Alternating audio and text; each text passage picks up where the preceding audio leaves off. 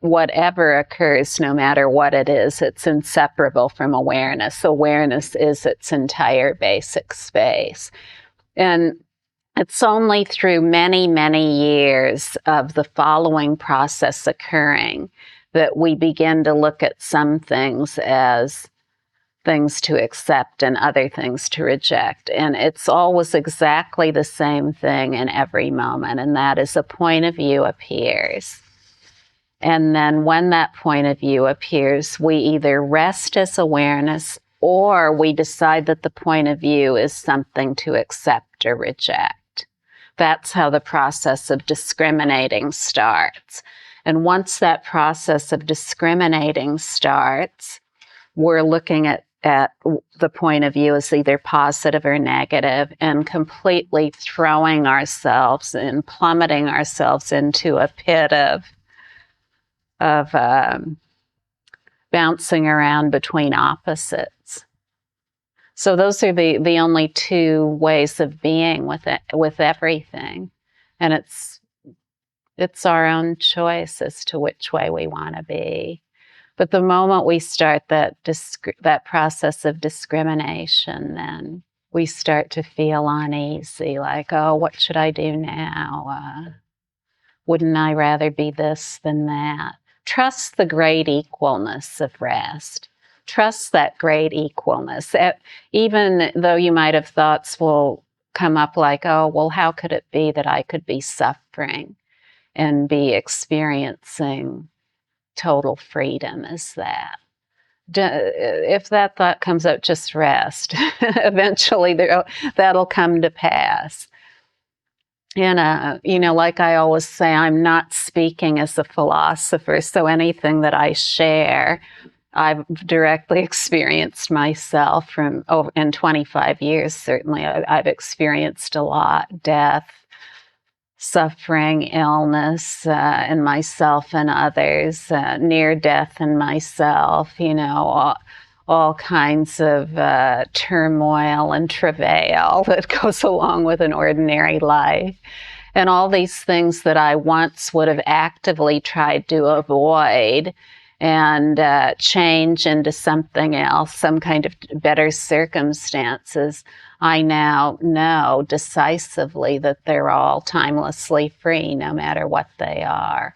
It's in this lack of separation of happiness and suffering that great bliss is realized. As long as we think that happiness and suffering are separate, that's the whole world of dualist belief, of conventional beliefs.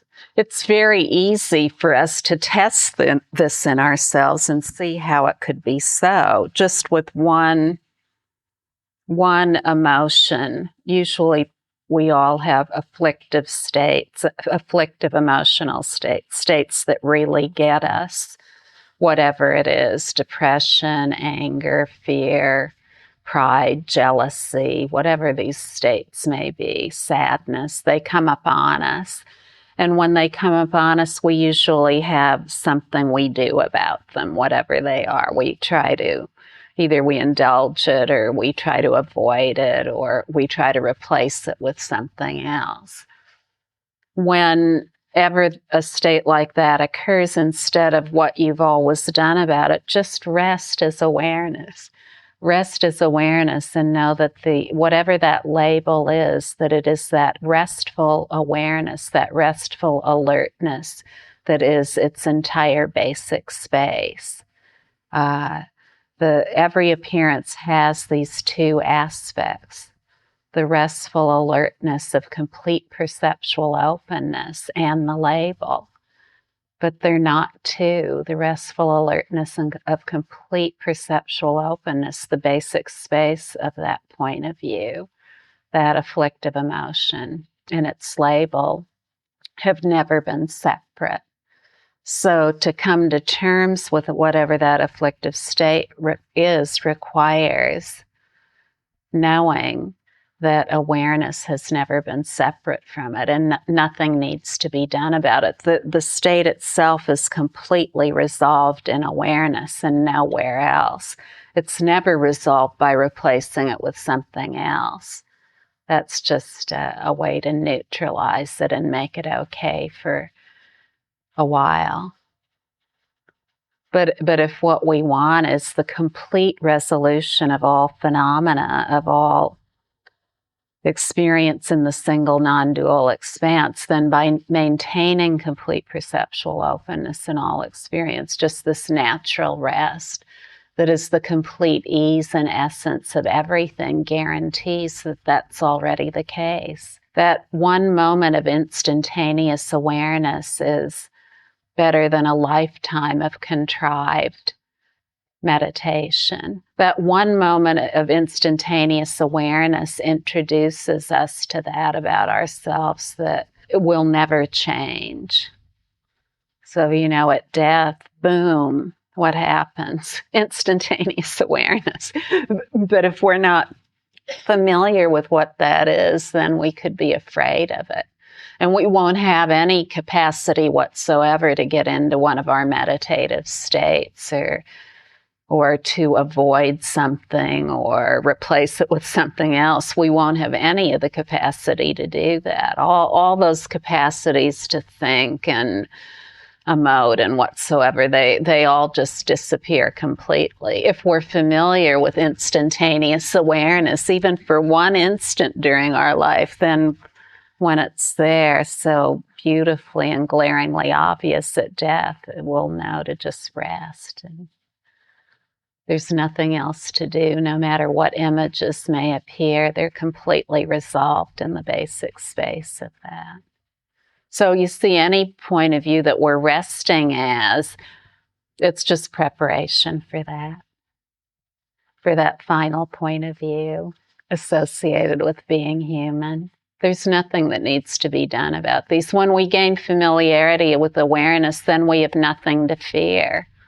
We don't sit around hoping that we'll have certain states and fearing that we won't. All that comes to a complete stop.